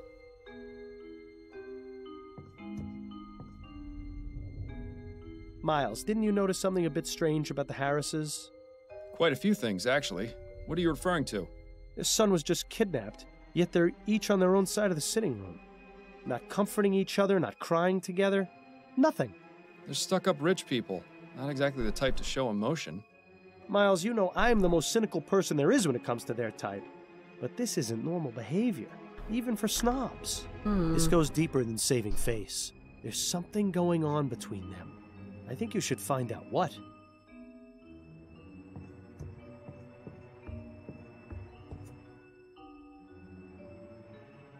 Interesting. This fabric looks as though it came from a garment of some kind. Huh. There's a small emblem sewn onto the side of this piece of fabric. It just says SS. Somebody's initials, maybe? Probably won't be another year or so before the child gets any practical use out of those blocks beyond putting them in his mouth. Be careful not to cut yourself, Miles. I don't think the Harris family has ever seen blood that isn't blue. Look, you can see the balcony extends all the way around the side of the manor. That would make it rather easy for someone to access this window from the outside. No evidence of what was used to smash the glass, though. It looks rather flimsy. Let's not try sitting on it.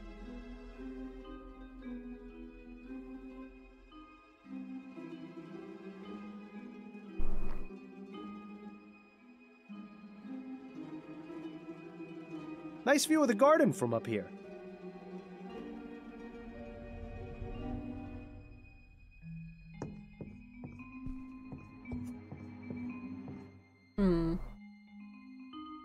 I know the hand and waistcoat pose are supposed to look stately, but to me it always looks like the person is scratching themselves.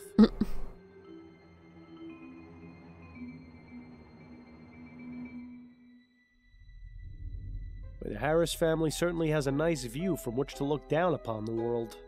I wonder if they use the balcony to give speeches to the gardeners. I wouldn't get too close, Miles. That vase is probably worth more than your entire building. She looks like she's up to something.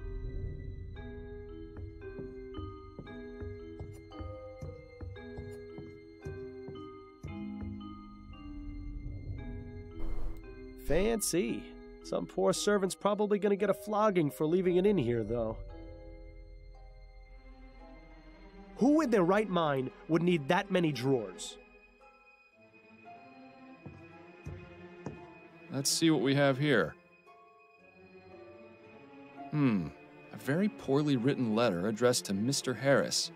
I don't suppose it's a letter of admiration. On the contrary, the author seems quite upset.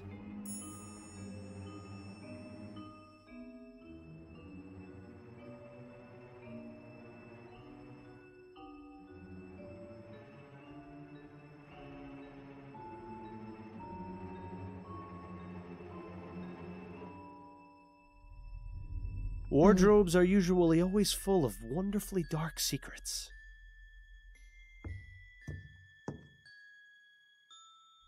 An empty suitcase. I suppose Mr. Harris must travel every now and then.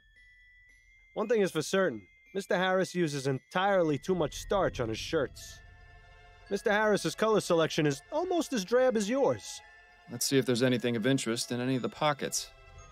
So, Mr. Harris is a fan of the ponies, is he? I'm sure that's not causing him any trouble at all.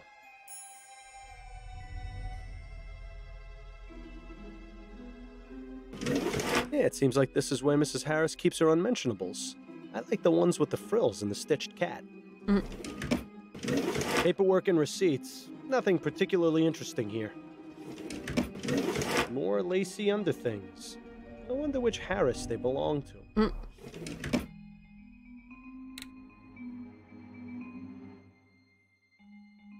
Painting of the city. Probably the only time the Harris family sees any of the other boroughs. Oh, another four-poster. The Harris family certainly makes no secret of their wealth. It looks like a pile of women's clothes. Must belong to Mrs. Harris. There's a handwritten note among the clothes.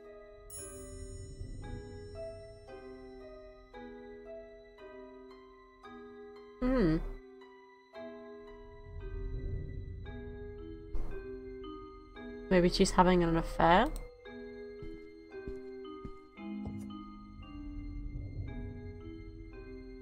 I'm sure the only location the Harrises care about is wherever they are at any given moment. It's nice to see that tea is still served here even in times of tragedy.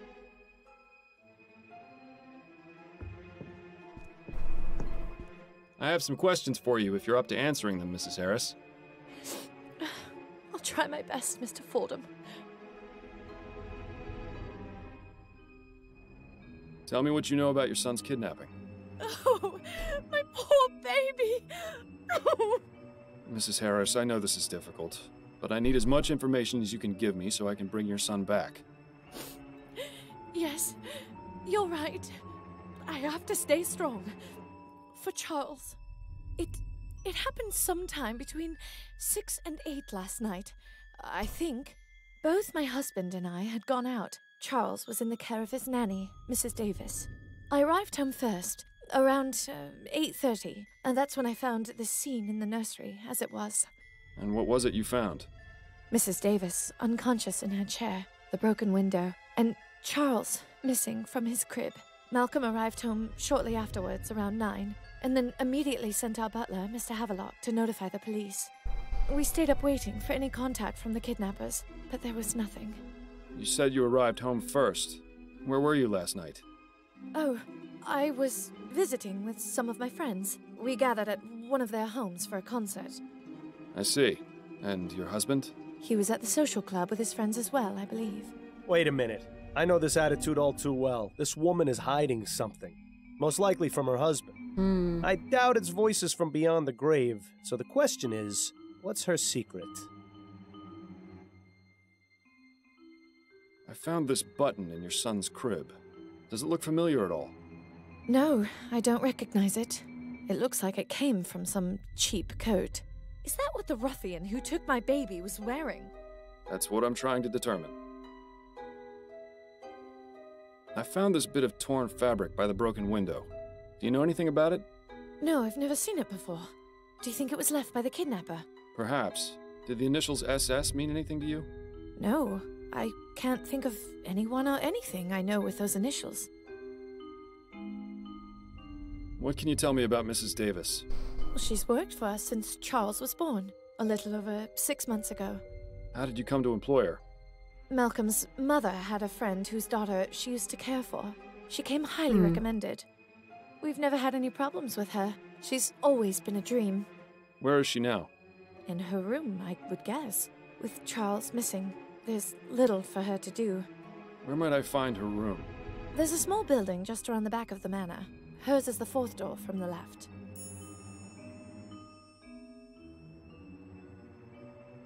Tell me about your son. Charles is our only child. He's such a good boy. Never makes a fuss. Always very sweet. Oh, Charles, you must be so frightened out there without your mother. Oh, please, Mr. Fordham. You have to bring him home. I'll do my best. Tell me a bit about yourself, Mrs. Harris. Mr. Fordham, my son has been kidnapped and is out there alone, terrified and confused. What could I possibly tell you that would make any difference to you finding him? I suppose you're right, Mrs. Harris. My apologies if I upset you. Can you think of any reason why your son would be a target for kidnapping? It could be that someone wants our money, Or some lunatic who's angry about the new airship? My husband's an investor, and my father-in-law owns the company building it, you see. I just don't know, Mr. Fordham. Frankly, the fact that something like this could even happen is just terrifying. I found this note in your bedroom. What can you tell me about it? I've never seen that note before in my life. Are you absolutely sure? Mr. Fordham, you mentioned you valued discretion. I ask you to please exercise some now. Would it be possible to speak about this in private? In another room, perhaps? Out of the question, Mr. Fordham. I shall not leave this sitting room in the company of another man if my husband is not present. Yes, I understand. Let's put the subject on hold for now. What a life these rich people lead. All the money in the world and they're trapped like rats. That's all for now, Mrs. Harris. Very well.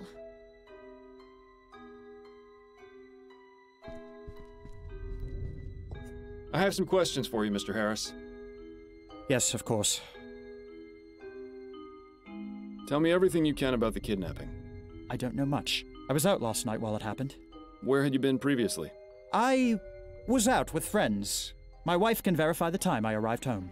It seems hiding something from your spouse is an activity both Harrises partake in. Both possibly cheating. I found this button in your son's crib. Does it look familiar at all? No, not at all. Do you think the kidnapper might have left it behind? It's a distinct possibility.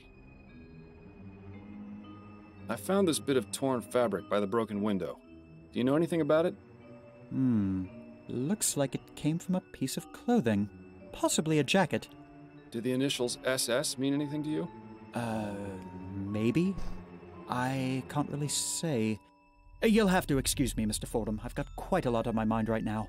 If I can think of anything, I'll be sure to let you know. Tell me about your son. Charles is a good boy. Very quiet. Miriam had wanted a child almost from the moment we married. You know how women are when they have their hearts set on something. I saw no need to rush, but... Nice to know you're not the only one. Hey, Miles. The first 2 times Miriam was with child, she suffered some unfortunate accidents. She was devastated, as you can imagine. So when Charles finally came along, he turned out to be quite a blessing. I can't imagine what sort of depraved madman would take him from us like this. You must find him, Mr. Fordham. I intend to, Mr. Harris. Tell me about yourself. There isn't much to tell, really. My life has been fairly well publicized in the newspapers. Let's pretend for a moment that I skip over the society pages. Well, I'm an investor. My father Clyde runs Harris Construction Company, which I will someday inherit. Any other details about me are fairly trivial nonsense, I think. Mr. Harris, what can you tell me about these? What? How did you... Listen, I'm trying to help you and your family. I can't do it if I don't get the entire truth. Do you think we could discuss this somewhere more private? I suppose we could. Good. Let's move to the nursery then.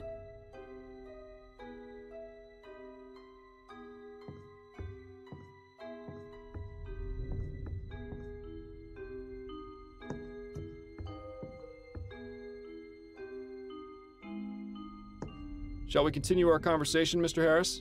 Yes, of course.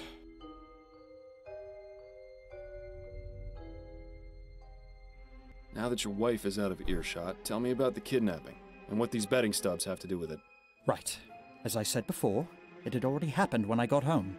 I had just come from spending the evening at the meadows. I see. I take it your wife isn't impressed by your hobby? I promised her weeks ago that I would stop going, but I've had such a good streak lately. The last thing I wanted was to upset her further, yet it would be foolish of me to just give up on something so promising. Can you think of anyone who might want to do you harm by taking your son? Several, I'm afraid. Go on. I haven't exactly had the best of luck, Mr. Fordham. That's why this latest streak was so important to me. The truth is, I've gambled away most of my money. I've had to take out several loans so Miriam doesn't get suspicious. If she ever found out, it would be over. I can't lose her, Mr. Fordham. I just can't. Where have I heard this before? You know, things would be so much easier if people just talked to each other. I've tried doing business above board, but lately I've had to seek other resources. What do you mean? I was forced to visit a lending office. The owner was a rather shady Sambo, but I figured he'd be easier to deal with than the usual sheenies that run those type of places. Can you believe this guy? Maybe we should just leave the kid be. He'd probably be better raised by wolves. Who was the owner? Mr. LeFay. I didn't bother to get his first name. His business is an abattoir row in Chumley. Horrid place, but I was desperate. You think this Mr. LeFay may have taken your son as collateral? Let's just say there isn't much those type of people wouldn't do to put a crown in their pocket. I found this letter in your bedroom. What can you tell me about it? You went through our things? I'm a private investigator, Mr. Harris. It's part of my job. Of all the insolence! You're upset, I know, but do you want me to find your son or don't you? Yes, of course I do. That letter was sent to me by mistake. It was written to my father. Well, if you can even call that writing. Have I ever mentioned how much I hate rich people? Because I really hate rich people. Your father. Doesn't he own the company building the new airship? Yes, that's right. He's been receiving many letters just like that one since the Lygia disaster. But that Devons fellow in particular has sent one every week, along with a bag of chicken bones and dust. How peculiar. Not only that, he leads a daily protest in front of the construction yard where the HMS Lenore is being built, trying to halt production. My God! How did I not see this before? See what? Devons! He has a grudge against this family because of what happened with the Lygia. I'd put money on him being involved with the kidnapping somehow, as a form of retaliation. Mr. Harris clearly hasn't learned his lesson about betting, it seems. I'll just have to speak with Mr. Devons and see for myself.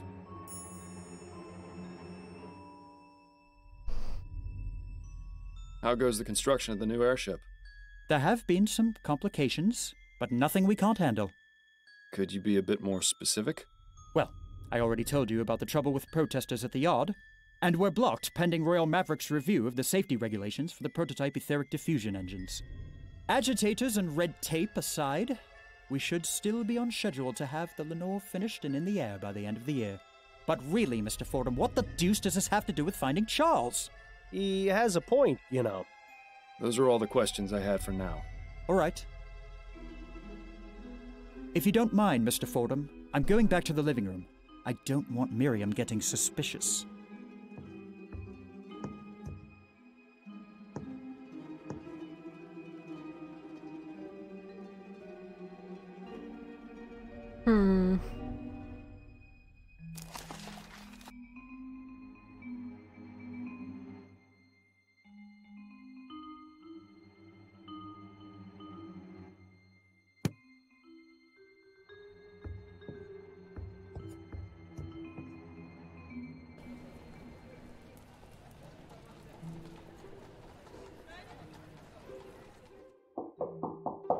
Come in.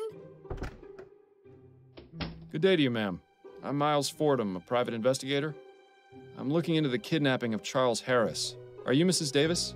I am. Oh, bless the spirits. They've sent someone to help at last. That chest is full of undressed dolls? What the hell is wrong with this old bat?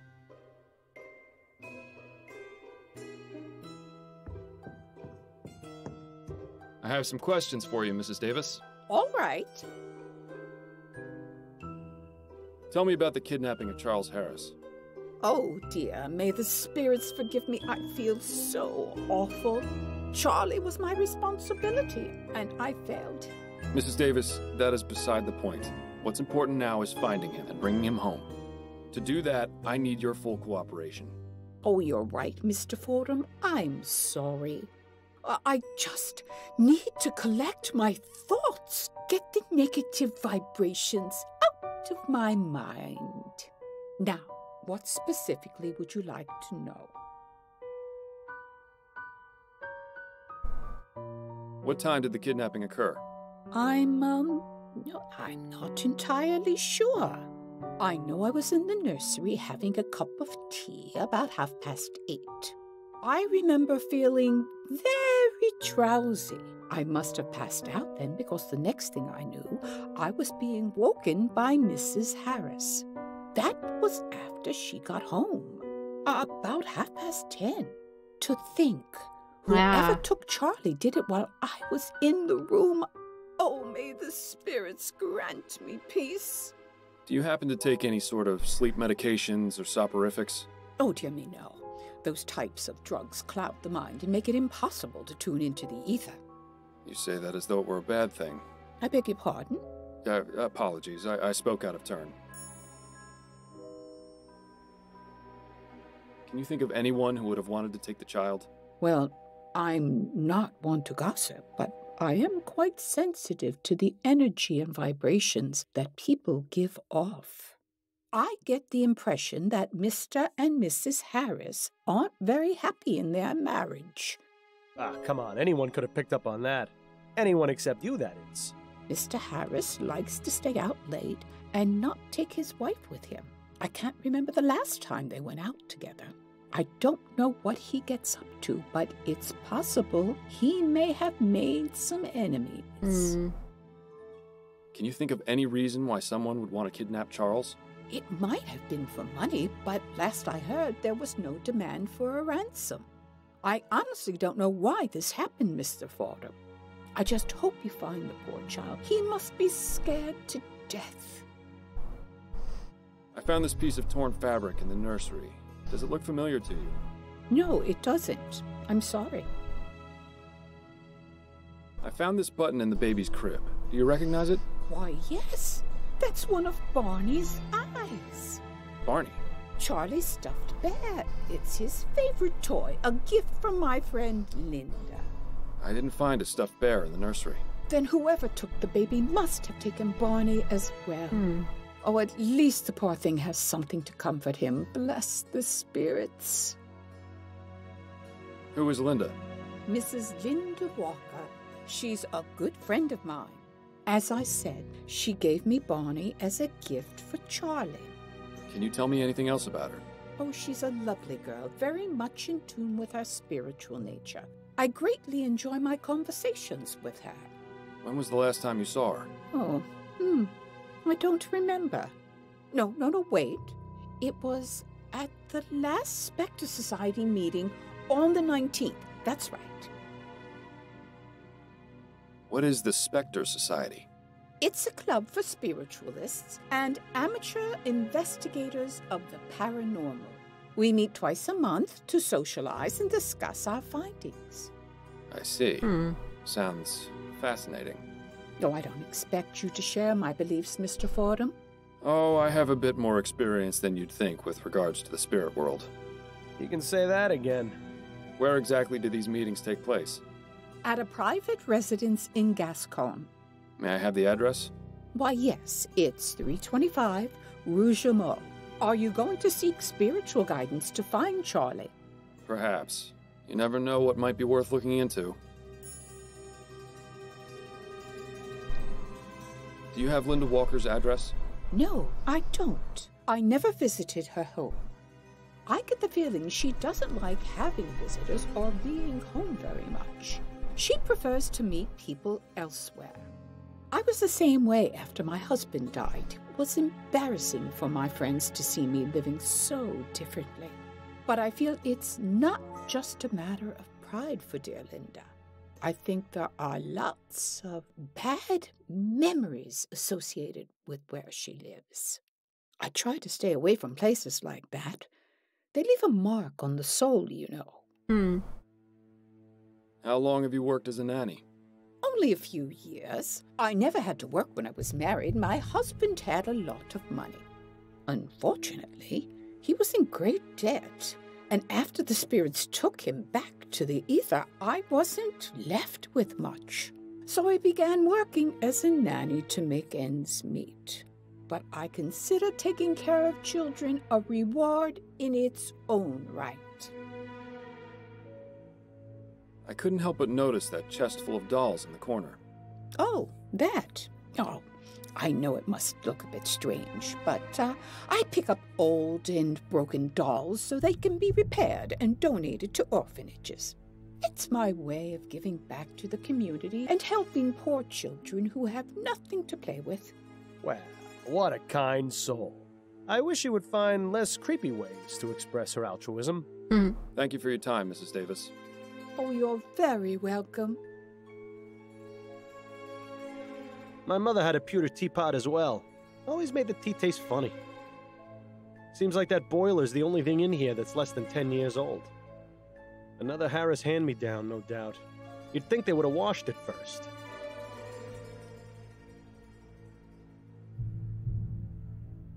A boy taking a nap under a tree while his dog runs around in the distance. That brings back some good memories. These are all books on spiritualism and the occult. Mrs. Davis doesn't seem to have many other hobbies.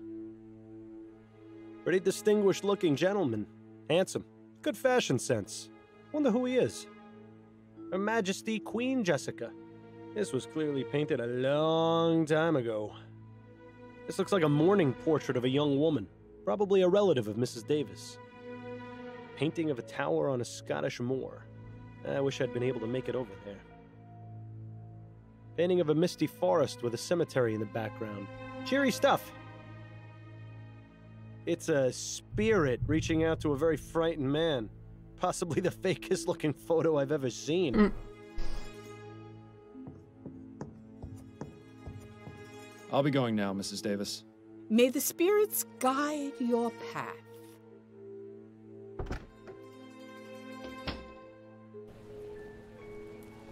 Right, what I think I'm going to do now for today, guys, is I am going to stop the stream here for today. We're going to go and save it and then hopefully carry this on tomorrow. So it will probably be around the usual time that I do my streams. So I hope you guys have enjoyed today's stream and hopefully I will see you guys in the next one. Back to the menu, wherever that is. There, isn't it? Yep. Yep, so I hope you guys enjoyed today's stream and I will see you guys next time. Bye guys.